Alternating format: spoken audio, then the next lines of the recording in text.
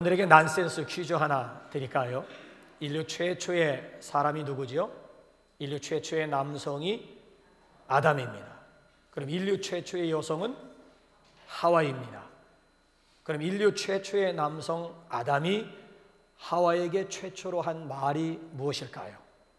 난센스입니다. 힌트를 하나 드린다면은 아담과 하와는 충청도 사람입니다. 충청도 사람. 아담이 하와를 보자마자 제일 처음으로 한 말이 무엇이겠습니까? 하와유?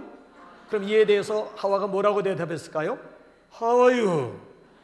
자, 우리 옆에 있는 분하고 한번 인사 하나 올까요? 하와유? 우리 한번 옆에 있는 분하고.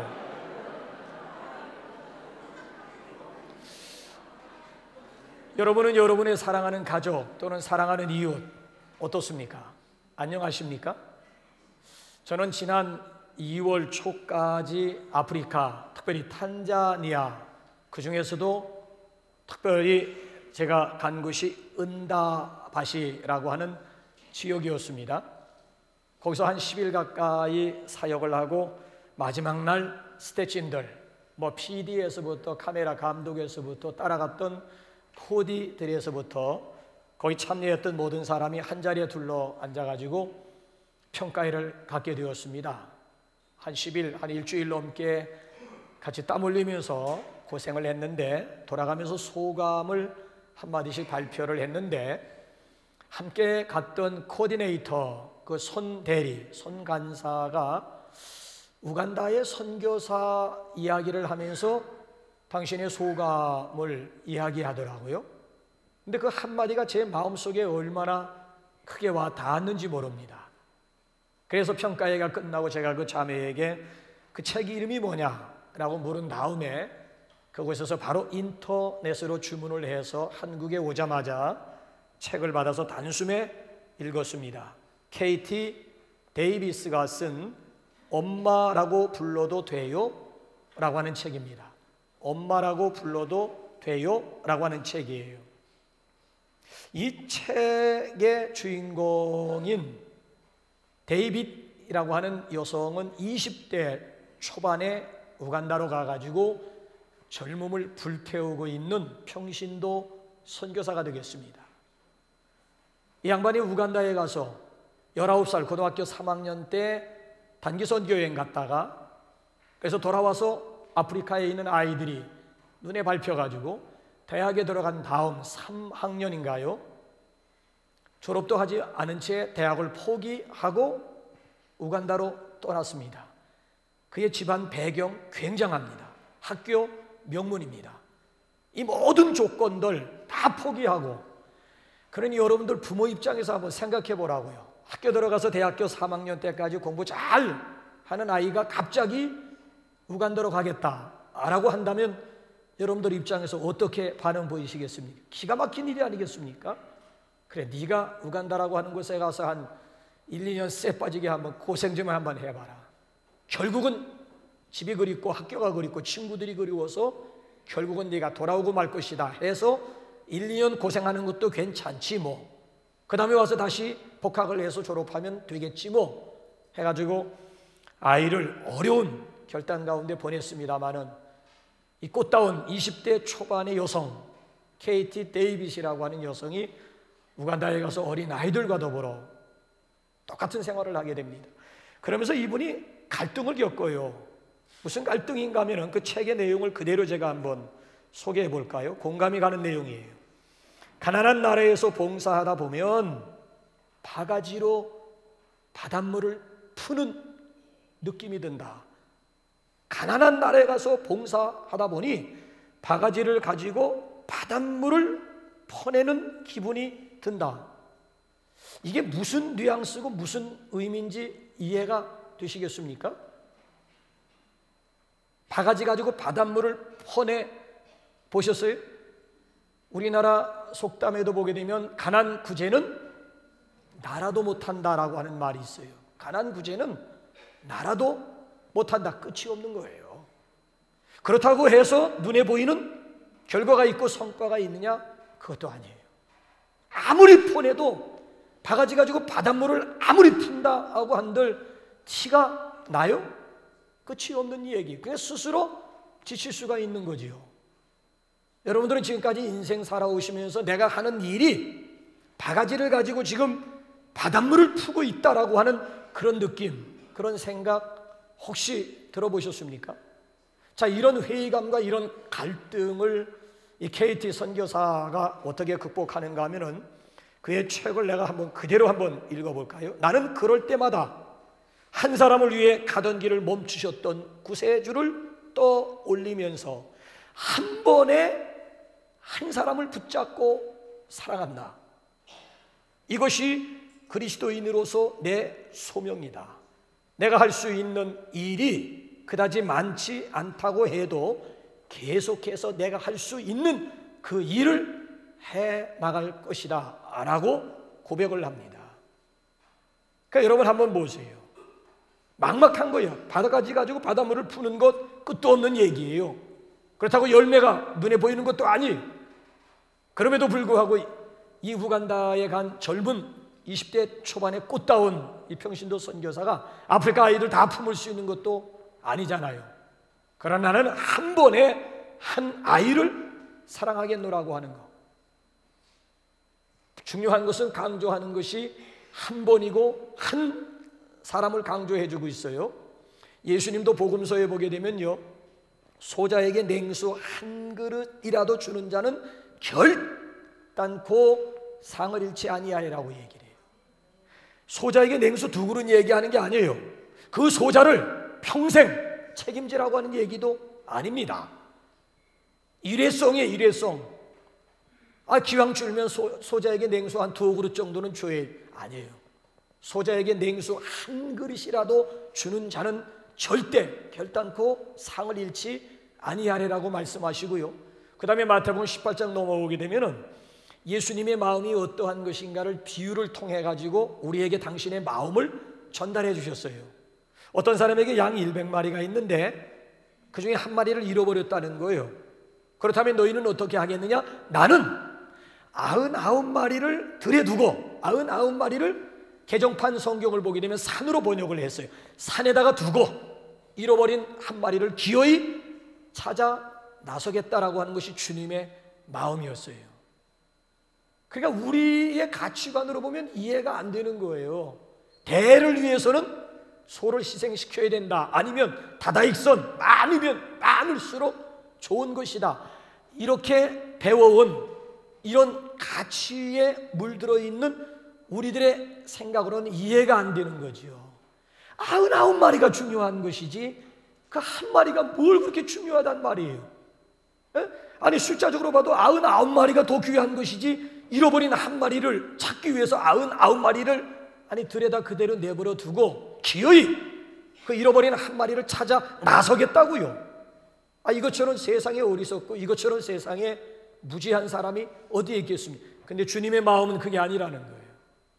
그래서 이 비유의 말씀을 들어주시면서 마태복음 18장 보게 되면 예수님의 결론이 뭔가 하면 소자 한 사람을 강조해요. 소자 하나라도 이루어지는 것은 내 아버지의 뜻이 아님을 분명하게 말씀하고 있어요. 자, 우리가 함께 읽은 본문 말씀의 배경은 베데스다 연못가입니다. 이 베데스다 연못가에는 각종 환자들이 지금 우글거리고 있는 상황이에요. 그 이유는 이상한 전설 하나 때문에 그런 거예요. 그래서 가로에 묶은 거예요. 전설이에요. 가끔씩 영이신, 천사는 영이잖아요.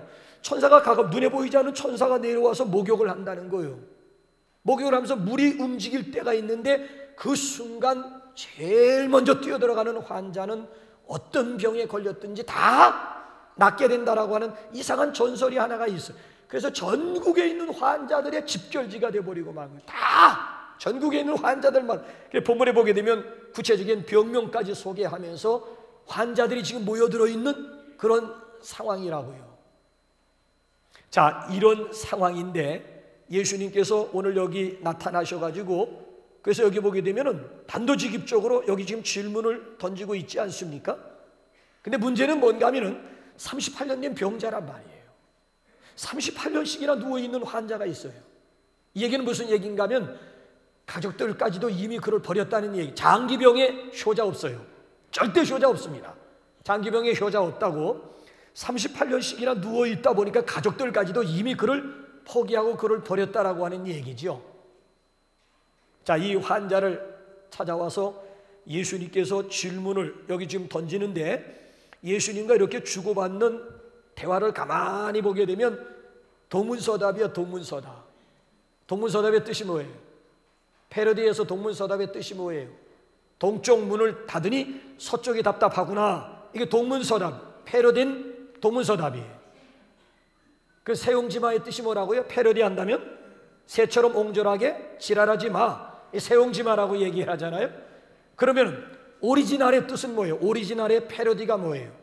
오리도 지랄하면 날 수 있다. 아니, 오리 새끼도 지랄하면 어느 정도 날 수가 있다고 하는데, 사람이 몸부림치면 아니, 오리도 지랄하면 날 수가 있다고 하는데 사람이 막 몸부림을 치면 어떤 결과가 일어나게 될까요? 나는 이번 사순절에 좀 우리 남북 교인들이 새벽을 깨우며 하나님 앞에 나와서 정말 좀 몸부림치는, 내가 몸부림쳤더니만, 오리가 지랄했더니만 날 수 있었듯이 내가 하나님 앞에서 몸부림쳤더니만 하나님께서 어떻게 나를 비상하게 하시는지 좀 몸으로 경험하는 그런 사순절이 되었으면 합니다. 자, 어쨌든 여기 보면 예수님과 38년 된 환자와의 대화 내용을 보게 되면 완전히 이건 동문서답이거든요. 근데 그 동문서답 속에 환자의 고통을 우리가 읽을 수가 있어야 된다는 거예요. 단순히 몸만 아픈 게 아니에요. 가족으로부터 이미 버림받았다라고 하는 이 정신적인 이 고통, 이 심적인 고통이라고 하는 것은 육체적인 고통과는 비교. 그래서 대화 내용 가운데 동문서답 속에서 38년 된 환자의 고통을 우리가 읽을 수가 있어야 된다니까요. 내가 낫겠냐 했더니만 환자가 뭐라고 대답하던가요? 주여, 물이 움직일 때에, 물이 동할 때에 나를 물에 넣어줄 사람이 없습니다. 이게 우리 개정판에서는 이렇게 번역을 했습니다마는 영어 성경을 보게 되면 어떻게 번역을 했는가 하면 I don't have a man으로 번역을 했어요. I don't have a man. 나는 한 사람을 가지지 못했습니다. 이 한마디 속에 여러분 이 38년 된 환자의 고통이 느껴지십니까? 아니, 이게 무슨 얘기예요? 여기 본문 말씀 2절 말씀을 보게 되면 베데스다 연못가에 있는 각종 병자들 복수로 나와요. 전국에 있는 환자들이 다 모여가지고 우글거리고 있고요. 더군다나 이 본문 말씀에 대한 배경이 명절이라고 그랬잖아요. 명절. 유대인의 명절은 우리의 명절과는 달라요. 명절만 되면 전국에 있는 이스라엘 사람들이 다 예루살렘으로 집결을 하게 됩니다. 이 전국에 있는 유대인들뿐만이 아니고요, 전 세계에 흩어져 있는 디아스포라라고 얘기를 하지요. 디아스포라들까지도 다 지금 예루살렘으로 모여든 상황이라고요. 그러니까 이스라엘에 가보신 분들은 아시겠습니다마는 이스라엘 나라 예루살렘 도시는요, 산 위에 건설된 도시라고요. 산 위에 건설된 마을이라고요. 근데 그 좁은 예루살렘 시가지에 전국에서, 전 세계에서 디아스포라들까지 모여들었다고 한번 가정을 한번 해보시라고요. 그야말로 돛대기 시장이에요. 돛대기 시장. 사람의 발필만큼 인산인해를 이루고 있을 거라고요. 그럼에도 불구하고 사람이 없다니요. 그것도 한 사람이 없다니요. 이를 가리켜서 뭐라고 표현하던가요? 홍수 속에 기갈, 군중 속에 고독, 풍요 속에 빈곤이라는 표현이 적절한 표현이라고요. 사람은 많은 것 같지만 이 환자에게 필요한 한 사람이 없었다는 얘기죠. 그래서 고통스러워하고 있는 이 환자를 주님께서 찾아오셔가지고 내가 여기 있지 않느냐, 내게 필요한 내가 여기 있지 않느냐, 너에게 꼭 필요한 그 한 사람 여기 있지 않느냐. 예수님께서 바로 꼭 필요한 한 사람이 되어가지고 그를 만나 주었다라고 하는 것이죠. 저는 본문 말씀을 통해 가지고 오늘 이 시간에 4가지 도전을 받고자 그래요. 한 사람이 없습니다. 여기서 여러분 무엇을 느낄 수가 있습니까? 무관심한 우리 사회를 고발하고 있는 말씀입니다. 지난번에 필리밍을 끝내고 자체 평가하는 시간에 저와 함께 갔던 우리 장 본부장이 그런 말을 하더라고요. 그분은 본부장이기 때문에 아프리카를 수도 없이 갔다 오시는 분이에요. 10년 전이나 10년 후나 아프리카는 달라진 것이 전혀 없음에도 불구하고 사람들의 마음은 무감각, 무관심해지는 것이 너무 안타깝다는 거예요. 아프리카 달라진 것도 아니에요. 10년 전이나 10년 후나 달라진 것은 전혀 없음에도 불구하고 여기에 살고 있는 우리의 마음들이라고 하는 것은 점점 무감각해지고 무관심해지는, 그것이 너무너무 안타깝다고 하면서 막 울먹거리면서 말을 잇지 못해가지고 한참 동안 전부 다 숙연해져가지고 고개를 떨군 채 그분의 그 다음 말이 뭔가에 귀를 기울이게 되었어요.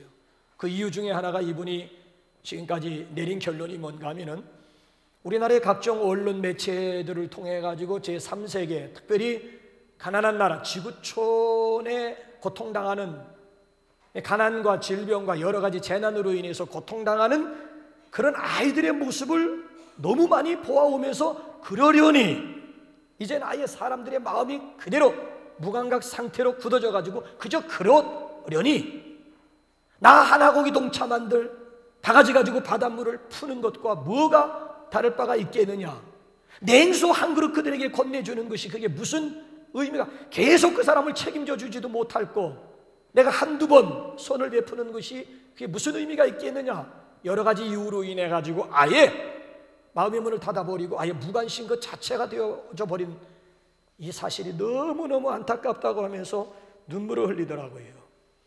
마크 트웨인이라고 하는 유명한 사람이 이스라엘 성지를 갔어요. 성지를 가서 가보신 분들은 아시겠습니다만 남유다 지역, 예루살렘 지역을 돌아보고 이제 이스라엘 지역 가운데 가면 특별히 갈릴리 바다는 반드시 가게 되어 있습니다. 마크 트웨인이 갈릴리 바다에 가가지고 이쪽에서 저쪽으로 건너가기 위해서 배를 탔는데 이 배 선주가 너무 터무니없는 요금을 요구하고 있는 것이죠. 그래서 이 마크 트웨인이 열이 받쳐가지고 거기에 함께 탔던 사람들을 향해서 다음과 같이 외쳤다는 거예요.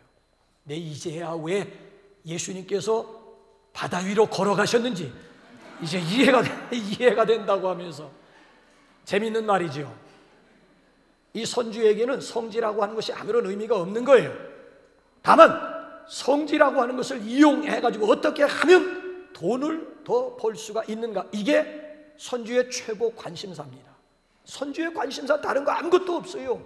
어떻게 하면 이 성지를 이용해서 내가 더 많은 돈을 벌 수가 있는가, 이게 주 관심사였다니까요. 여러분들의 주요 관심사는 무엇입니까? 여러분들이 오늘 관심사는 무엇이에요? 어디에 여러분들의 마음을 쏟고 어디에 여러분들의 관심을 기울이고 있습니까? 오늘 여기 본문에 나와 있는 이 내용을 보게 되면 분명히 연못 주위가에도, 물론 예루살렘은 말할 것도 없고 그 연못 주위만 해도 수많은 사람들이 있음에도 불구하고 글쎄 이 사람을 도와줄 수 있는 단 한 사람이 없다니까요. 관심을 기울여주는 단 한 사람이 없는 거예요. 그래서 고통스러워하고 울고 있는, 괴로워하고 있는 이 한 사람, 예수님께서 나타나시더니만 괴로워하지 마라, 내가 여기 있지 않느냐, 너에게 꼭 필요한 내가 여기 있지 않느냐 하면서 필요한 그 한 사람이 되어주었다는 얘기지요. 이 사건을 통해서 주님께서 우리에게 말씀하고 있는 내용이 무엇입니까? 그렇다고 예수님이 여기 베데스다 연못가에 있는 환자들을 다 만나 주셨습니까? 다 고쳐 주셨습니까? 한 사람이니까, 한 사람.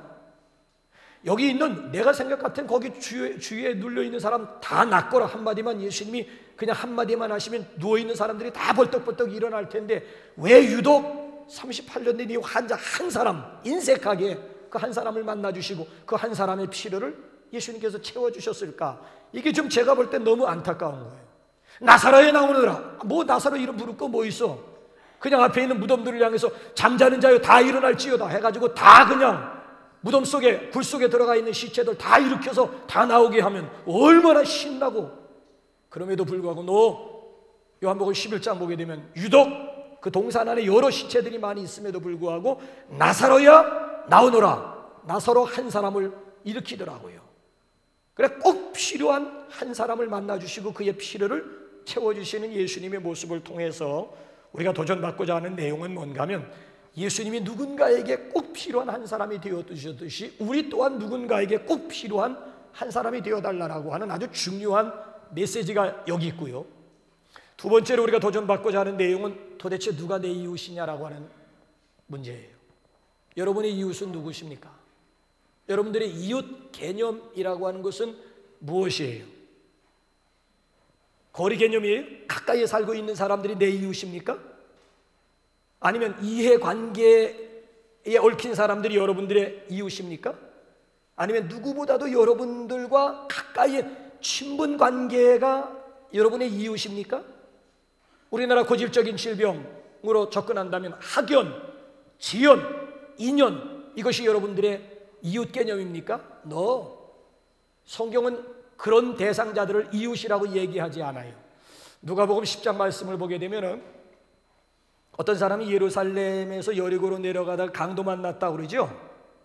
그래서 가지고 있는 거 다 빼앗기고 피를 흘리면서 죽어가고 있습니다.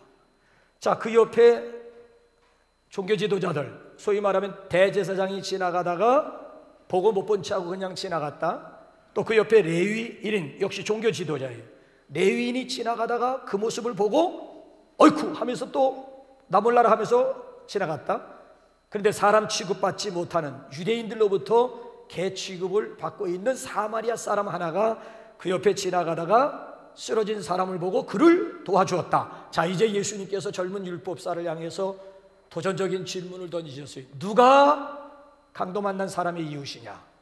이 세 부류 가운데 누가 강도 만난 사람의 진정한 이웃이냐?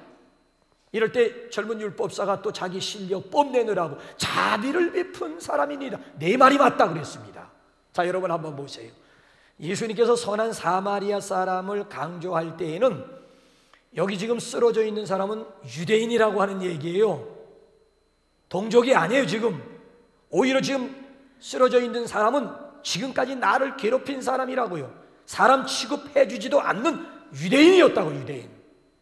근데 오히려 그 모습, 쓰러져 있는 모습을 보고 인과응보다. 인과응보. 심은 대로 너 거두고 있다. 네가 나에게 가해하더니만 이제 오늘에 와가지고 네가 피해자가 되는구나.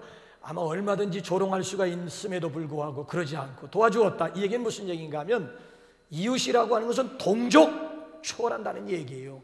동족이 이웃이 아니란, 우리 너무 협소한 의미에서 이웃관을 가지고 있는데 우리의 이웃이라고 하는 것은 동족 개념이 아니라고 하는 얘기지요. 오늘도 나의 도움을 필요로 하고 있는 사람이 있다면 그가 나의 진정한 이웃이 될 수가 있고, 내가 도움을 줄 수 있는 대상자가 있다면 그가 바로 진정한 나의 이웃이라고 하는 얘기지요. 저는 이번에 가서 탄자니아에 있는 아이들이 내 이웃이라고 하는, 뜨거운 태양빛, 그늘에만 들어가면 좀 시원합니다만 밖에 나가면 태양빛에서는 머리가 막 타가지고요, 얼굴 타고 해가지고 거기서 계속 끝날 때마다 스태츄인들이 또 막 얼굴에다 막 붙여주고, 여기 막 익고 막 목이 익어가는 거 그냥 익은 걸 또 치료하고, 계속 치료하고 나가서 하루 종일 아이들하고 계속 똑같이 생활을 하는 거죠. 똑같이 같이 애들하고. 그러니까 막 머리가 막 익었더라고. 막 여기가 막 헌대딱지가 막 안고 막 치료를 하는 과정 속에 와가지고 일주일 동안, 야, 지금 나의 이웃이 지금 우리 대한민국 안에 나의 이웃이 있다고 생각했던 이 좁은 이 이웃 개념을 깨뜨리기 위해서 하나님께서 나를 아프리카로, 오늘도 나의 도움을 필요로 하는 그 아이들이 바로 나의 진정한 이웃이구나라고 하는 것을 다시 한번 이제 깨닫게 된 거예요. 예수님은 선한 사마리아 사람의 비유를 들려주시면서 젊은 율법사를 향해서 마지막 액션을 요구합니다. 가서 너도 그와 같이 하라. 그래서 지금까지 논리 앞세우면서 말장난하지 말라는 거예요. 립 서비스만 하지 말라는 거예요. 가서 너도 그와 같이 하라. 선한 사마리아와 같이 너도 앉아가지고 탁상 공론 내세우면서 논리 앞세우면서 말잔치하지 말고 말장난하려고 하지 말고 이제 액션을 요구, 가서 너도 그와 같이 행하라 라고 하면서 요구하고 있어요.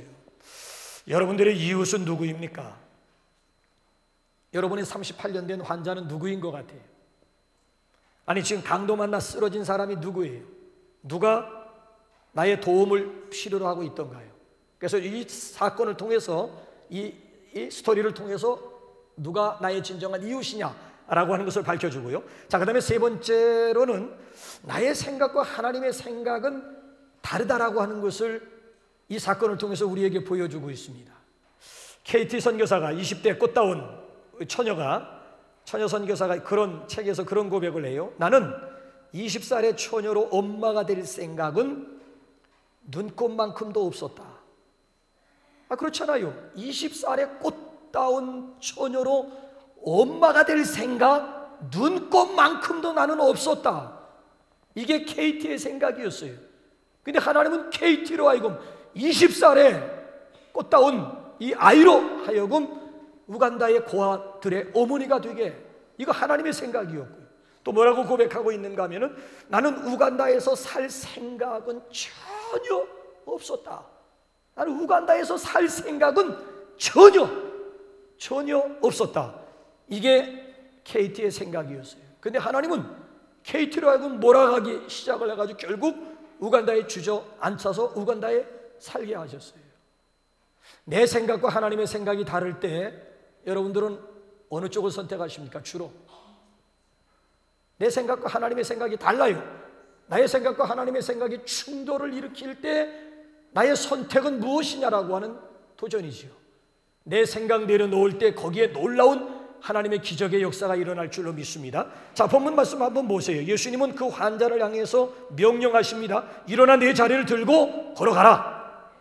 자, 이 사람의 생각은 뭔 줄 아세요? 38년 누워있는 이 환자의 생각, 환자의 방법은 뭔 줄 아십니까? 물이 동할 때, 물이 움직일 때 누군가가 나를 물에 넣어주기를 기다리고 있는 사람입니다. 물속에 들어가서 고침받겠다라고 하는 것이 38년 된 환자의 생각이에요. 쓰잘데없는 소리 하지 마시고 여기 있다가 물이 움직일 때 다른 사람 가기 전 나를 먼저 물속에 넣어주시오. 나 물에 들어가서 고침받기를 원합니다. 이걸 만약에 계속해서 고집했더라면 어떤 일이 일어났을 것 같아요? 뭘 어째요?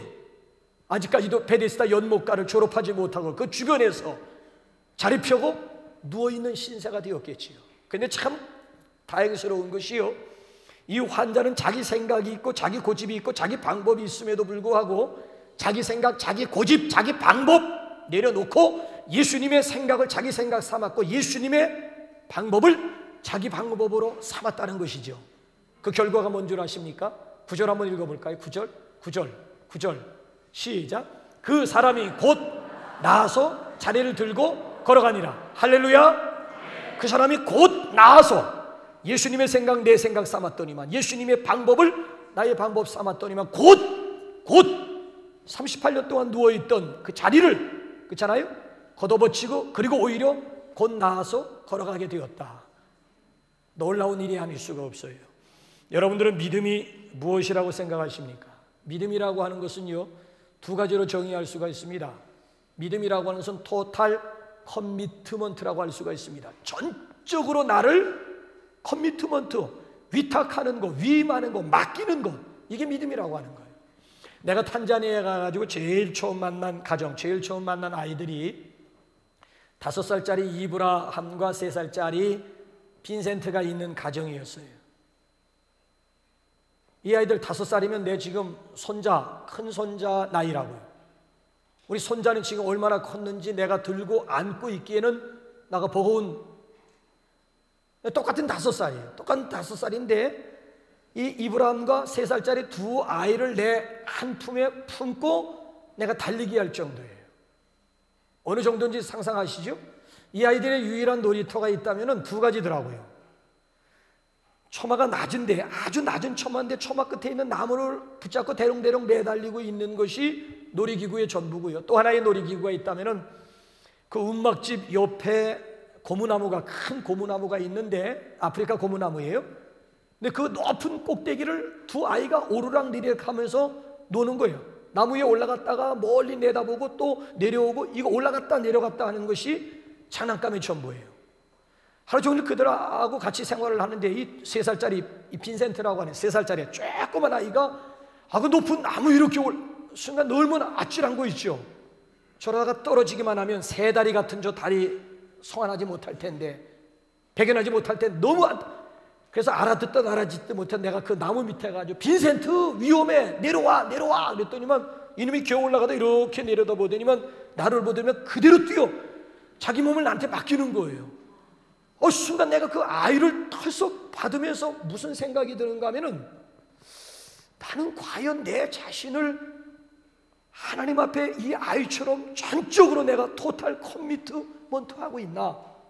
내 생명, 내 삶, 내 인생 전체를 송두리째 하나님 앞에 토탈 커미트먼트하고 있나? 그 아이 앞에서 내가 얼마나 순간 부끄러움을 느끼게 되었는지요. 믿음이라고 하는 것은요, 토탈 커미트먼트도 되지만 반대로 믿음이라고 하는 것은 토탈 액셉턴스가 되는 거예요. 전적으로 받아들이는 거예요. 전적으로 수용하는 거예요. 이게 믿음이라고 하는 거예요. 예수님의 생각과 예수님의 방법을 전적으로 받아들이는 거예요. 그러니까 내 생각과 내 방법을 내려놓는 거예요. 내 생각과 내 방법을 십자가에 못 박는 것 대신 주님의 생각을 내 생각 삼고 주님의 뜻을 내 뜻 삼는 것, 이것이 바로 진정한 믿음이라고 하는 거예요. 그래서 우리가 시간마다 물어야 할 스스로의 질문이 있다면 주님의 뜻이 무엇입니까? 주님의 생각이 무엇입니까? 주님의 마음은 어떤 마음입니까? 주님의 뜻을 내 뜻 삼고 주님의 생각을 내 뜻 삼고 주님의 마음이 곧 저와 여러분들의 마음이 될 수 있기를 주님의 이름으로 축원합니다. 마지막 네 번째로는요, 본문 말씀을 통해서 우리에게 중요한 메시지를 주고 있는데 그것이 뭐예요? 끝까지 소망을 포기하지 말라는 도전입니다. 자, 예수님께서 38년 된 환자에게 다가가셔가지고 그대로 직구를 날리셨더라고요. 뭐라고 직구를 날리셨는가 하면 38년 누워있는 환자예요. 내가 낫고자 하느냐? 만약에 여러분들 입장이라면 여러분 어떤 반응을 보이실 것 같아요? 나 같으면 뚜껑이 열려. 이 양반 지금 누구 놀리고, 아니 이거 지금 누구 약 올리고, 내가 지금 30 동안 누워있는데 38년 동안이나 누워있는 나를 낯선 분이 찾아오더니만 내가 낫고자 하느냐? 아니 내가 만약에 38년 된 환자 입장에 이것처럼 뚜껑 열리는, 이것처럼 열받는 일 없다고요. 이게 무슨 환자를 가지고 지금 조롱하는 것도, 이게 장난하는 것도 아니고, 이게 아마 내가 그 입장이라 내가 참 오래 살다 보니 별 사람 다 아마 소금 가져오라고 해서 당장 아마 소금 뿌렸을 것 같아요. 오늘 재수 없는 날이니까, 예? 내 만나다 사람, 여러 사람 만나봤지만 이런 사람을 오늘 아마 일진사납다고 하면서 아마 소금 뿌리라고 했을 겁니다. 여러분도 그렇게 생각하십니까? 예수님이 지금 이 환자 놀리기 위해서, 약 올리기 위해서 내가 낫고냐 하느냐라고 질문을 던졌다고 생각하십니까? 아니에요. 오늘 본문 말씀을 보게 되면 38년을 강조한 이유가 뭔 줄 아세요? 38년 동안 누워있으면은 누워있는 것이 아예 체질화 될 수 있는 시간이라고요. 10년이면 강산 변합니다. 아니 10년이면 강산도 변하는데 2년 모자는 40년이라고요. 40년 동안이나 누워있다 보면 아예 그냥 일어나고자 하는 소망마저, 아니 낫고자 하는 기대마저 이미 저버린 지 오래된 충분한 시간이라고 하는 것을 강조하기 위해서 38년이 나온 거예요. 낫고자 하는 기대감은 있어야 되는데, 낫고자 하는 소망, 낫고자 하는 열정, 이 패션이 속에 있어야 함에도 불구하고 30년 동안 누워있다 보니까 그런 마음들이 심해지다 보니까 나중에는 아예 포기해버린, 그래서 이 포기한 사람에게 다시 한번 소망을 주고 기대감을 심어준 다음, 잃어버린 소망 다시 회복하게 만드신 다음 그 사람의 필요를 예수님께서 채워주셨다라고 하는 이야기예요. 어떤 상황 속에서도 절대 포기하거나 절망할 이유가 없다는 얘기예요. 지난 주간에 제가 아주 멋진 슬로건을 하나 발견을 하게 되었습니다. 킴벌리 테일러라고 하는 사람이 단순한 문장으로 너무 멋있는 말을 했어요. Don't give up. Don't let Satan win. 무슨 뜻인지 아세요? Don't give up. 포기하지 마라. Don't let Satan win. 사탄으로 하여금 승리하게 하지 말라. 그러니까 우리가 포기하는 순간 사탄이 승리하는 시간이라는 거예요. 우리가 절망하는 순간 사탄이 노래 부르고 사탄이 승리, win. 사탄 승리의 시간이라고 하는, Don't give up, don't let Satan win 라고 하는 멋진 말을 테일러라고 하는 사람이 했더라고요. 그리스도인들이 왜 좌절하지요? 그리스도인들이 왜 스스로 목숨을 끊지요? 우리나라가 여러분 23년 동안 OECD 가입 국가 중에서 자살 1위 국이라고 하는 거 아십니까? 23년 동안 아무 나라에게도 빼앗기지 않는 것 가운데 하나가 자살률입니다. 자살률. 그것도 20대, 30대가 제일 많이 자살하는 나라가 우리나라에. 아프리카에 가서 자살했다는 말 내가 보면 그 사람들이 죽어야 된다고요. 살 이유가 없고 살 소망마저 없는 사람들이라고. 근데 아프리카 사람들이 자살했다는 얘기는 없어. 살만한 사람들이 스스로 목숨을, 그 중에서도 자살하는 사람들을 제가 분포도를 조사해 보게 되면 상당수의 크리스찬들이 들어있다라고 하는 것이 목사 입장에서는 엄청난 충격이 아닐 수가 없는 거예요. 불신자들이 자살을 했다면 얼마나 힘들었으면 스스로 목숨을 끊었을까. 동정의 여지는 가요. 근데 그리스도인들이 자살을 했다, 동정의, 요만큼의 동정의 여지도 줄 수도 없는 그리스도인들이 도대체 무엇 때문에, 아니 에스겔서를 보게 되면 피투성이라도 살라 그랬거든요. 피투성이라도 살아라, 이게 하나님의 뜻이라고요. 피투성이가 된 그 지경 속에서도 사는 것이 하나님의 뜻임을 분명하게 말씀해 주고 있는데, 무엇 때문에 그리스도인들이 스스로의 삶을 포기한다는 얘기예요. 여러분, 절망과 포기가 또 하나의 무서운 죄라고 하는 거 아십니까? 그리스도인들에게 포기란 없어요. 다만 배추김치 할 때 좀 쓸 수 있는 단어지요. 그리스도인들에게 실패란 없습니다. 다만 바느질 할 때나 쓰는 말이지요. 그리스도인들에게 막다른 골목이란 없습니다. 다만 기도의 자리가 있을 따름이지요. 여러분, 혹시 막다른 골목이라고 느끼십니까? 사순절에 나와서 하나님 앞에 엎드리세요. 막다른 골목 없어요. 다만 그 자리가 기도의 자리가 될 수는 있겠지요. 예수님은 38년 된 환자에게 소망과 기대감을 먼저 내가 낫고자 하느냐라고 질문을 통해서 회복시켜 주신 다음 그의 절실한 필요를 예수님께서 채워주셨습니다. 사람들에게 불가능하다고요? 하나님도 불가능한 거 아닙니다. 로마서 4장 말씀을 보게 되면 하나님을 우리에게 소개할 때요, 불가능을 가능하게 하시는 분, 무에서 유를 창조하시는 분, 아브라함과 사라 이미 죽은 자와 방불을 했다 그랬어요. 죽은 자를 다시 살리시는 분, 없는 것도 있는 것 같이 부르시는 하나님임을 소개하고 있어요. 이런 하나님을 믿고 있는데 우리가 포기하거나 좌절할 이유가 세상에 어디에 있단 말이에요. 오늘도 여러분 하나님을 기대하시기 바랍니다. 주님 앞에 나올 때는 기대가 있어요. 소망이 있어야 돼. 패션이 있어야 돼. 열정이 있어야 돼. 우리 마음속에 불이 있어야 된다라고 하는 이야기예요. 오늘 본문 말씀을 통해서 예수님이 나 한 사람 한 사람을 찾아오셨듯이 이 사순절을 통해서 내가 누군가에게 갈 것인가, 누가 나를 필요로 할 것인가, 그 필요에 응답하는 그런 뜻 있는 사순절이 될 수 있기를 주님의 이름으로 축원합니다. 우리 시간 찬양하겠습니다. 이 찬양 가사가요, 아버지 당신의 마음이 있는 곳에